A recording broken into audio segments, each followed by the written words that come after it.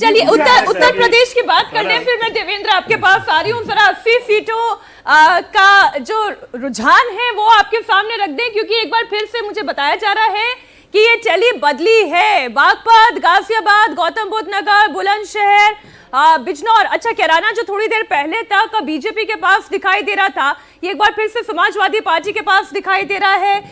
नगीना, यहाँ पे बहुत देर से एक ही तस्वीर दिखाई दे रही है। मुरादाबाद, जहाँ से रुचिवीर आगे चल रही है, रामपुर की बात कर लें, संभल की बात कर लें, अमरोहा की बात कर लें, ये वो सीटें जहाँ इंडिया अलायंस अच्छा परफॉर्म कर रहा है। मेरठ, जहाँ अरुण गोविल आगे चल रहे, अभी थोड़ी देर पहले ही बोल रहे थे जो कांग्रेस पार्टी के नेता, जी, तो मेरठ से बीजेपी आगे, बागपत, गाजियाबाद, गौतम बुद्ध नगर, बुलंदशहर, हाथरस, मथुरा और आगरा, यहाँ पर कोई बहुत ज्यादा बदलाव नहीं हुआ है। बदायूं में बीजेपी, बरेली, पीलीभीत, शाहजहांपुर, यहाँ पर भी कोई चेंज नहीं हुआ है। हरदोई, मिश्रिक, उन्नाव, लखनऊ, फर्रुखाबाद, यहाँ पर बीजेपी आगे चल रही है। रायबरेली, कांग्रेस पार्टी आगे, राहुल गांधी यानी कि आगे चल रहे हैं और बहुत अच्छे मार्जिन से वो लीड कर रहे हैं। अमेठी, स्मृति ईरानी पीछे चल रही है। मार्जिन क्या है? 35,000 से ज्यादा का, जो लास्ट मैंने चेक किया था इलेक्शन कमीशन, 35,000 का फर्क है। स्मृति ईरानी पीछे चल रही हैं। सुल्तानपुर और प्रतापगढ़, यहाँ भी समाजवादी पार्टी आगे दिखाई दे रही है। मेनका गांधी भी यहाँ पे पीछे चल रही है। इसका मतलब स्मृति ईरानी 46,000 वोट से पीछे हो गई। 46,000, ये और बढ़ गया है, ये फासला और बढ़ गया है।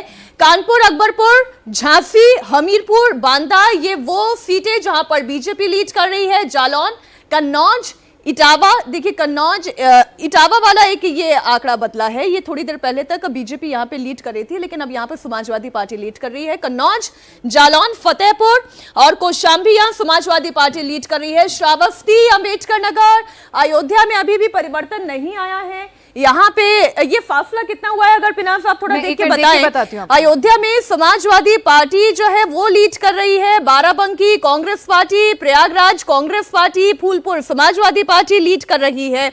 देवरिया, कुशीनगर, गोरखपुर और महाराजगंज, यहाँ इन 4 सीटों पर बीजेपी लीड कर रही है।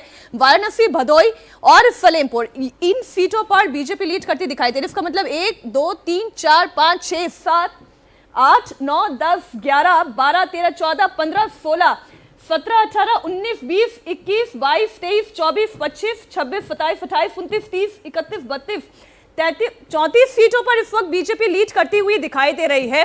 और कुछ सीटें जो हैरान करने वाली है, उसमें से एक अयोध्या कही जा सकती है। हालांकि 4,000 की डिफरेंस, 4,000 वोट का डिफरेंस अयोध्या सीट पर आप कह रहे हैं, ये अभी भी पाटा जा सकता है। बिल्कुल हो सकता है। देवेंद्र, सीट क्या है? अयोध्या सीट की बात करने सौरभ, तो वहाँ पे बकायदा एक नारा चला था कि अयोध्या नकाशी, इस बार पासी। समाजवादी पार्टी के जो उम्मीदवार थे वो पासी थे। तो कास्ट इन सारी सीटों को अगर देखें तो एक विश्लेषण कर रहे हैं तो कई सीट आपको ये समझ में आ गया कि जहाँ बीजेपी एक खराब कैंडिडेट के चलते ऐसी तस्वीर दिख रही है।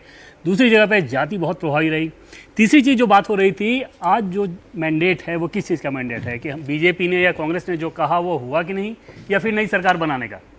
अगर नई सरकार बनाने का मैंडेट किसी के पक्ष में आता है तो मायने वही रखता है। हमने क्या कहा, हमने क्या टारगेट रखा था, उस टारगेट के नज़दीक गए या उससे दूर रखे, इसका कोई मतलब नहीं है। तो 2-4 दिन की बात होती है। सरकार बनाने का मैंडेट बीजेपी लेके आ पा रही है कि नहीं, ये ज़रूरी है। दूसरी चीज़ कि अगर बीजेपी अपने दम पर 272 लेकर नहीं आती है, उसका असर ज़रूर है, और उसका असर कई रूपों में आपको दिखेगा। बीजेपी के अपने इंटरनल डायनेमिक्स में भी दिखेगा, संघ के प्रभाव की बात जो कही जाती है उसमें आपको दिखेगा, बीजेपी के भीतर जो एक दूसरे के नेताओं के बीच जो वर्चस्व की बात होती है उसमें दिखेगा, सरकार की कार्यशैली में भी दिखेगा, और इसका असर अंतर्राष्ट्रीय स्तर पर भी नजर आएगा। अगर बहुमत वाली सरकार जब आती है ना, तो फिर दुनिया आपको अलग तरीके से हैंडल करती है। जब जोड़ तोड़ वाली अगर सरकार बनती है तो फिर उसमें नज़रिया कुछ अलग रहता है। तो ऐसा नहीं है कि इस रिजल्ट का असर नहीं पड़ना है, लेकिन अंत में मायने सिर्फ यही रखता है कि सरकार किसकी बन रही है। और ख़ासतौर पर तब जब आप ये देखें कि पूरे ग्लोबल पर्सपेक्टिव में अगर आप देखें तो मार्garet थैचर और टोनी ब्लेयर के बाद ये पहली तस्वीर ऐसी दिखेगी डेमोक्रेसी में, जहां पर कोई सरकार तीसरी बार मैंडेट के लिए जा रही हो और मैंडेट लेकर आ रही हो। देखिए, मैं इसके पहले जैसे चाइना का उदाहरण दिया, एर्दोगान का दें, तो वहाँ डेमोक्रेसी नहीं है। देखिए, जब डेमोक्रेटिक सेटअप अपने आप में ये बहुत बड़ी बात हो जाती है। शेयर बाजार पे तो इसका बहुत शेयर बाजार पे बड़ा जबरदस्त असर है, 5% से ज्यादा गिरा हुआ है। मैंने बताया कि उसका कई सारा असर बहुत ज्यादा है। इसका एक पहलू जो है वो बड़ा महत्वपूर्ण है। देखिए, ये एक तो होती जोड़ तोड़, आपने कहा ना, जोड़ तोड़ की तब सरकार होती है किसी के पास मैंडेट नहीं हो, फ्रैक्चर्ड मैंडेट हो। नहीं, अभी कहीं जा यहाँ पे सकता है ये। देखिए, यहाँ पे 287 है। अगर एनडीए 272 से नीचे जाएगी, फ्रैक्चर्ड मैंडेट होगा।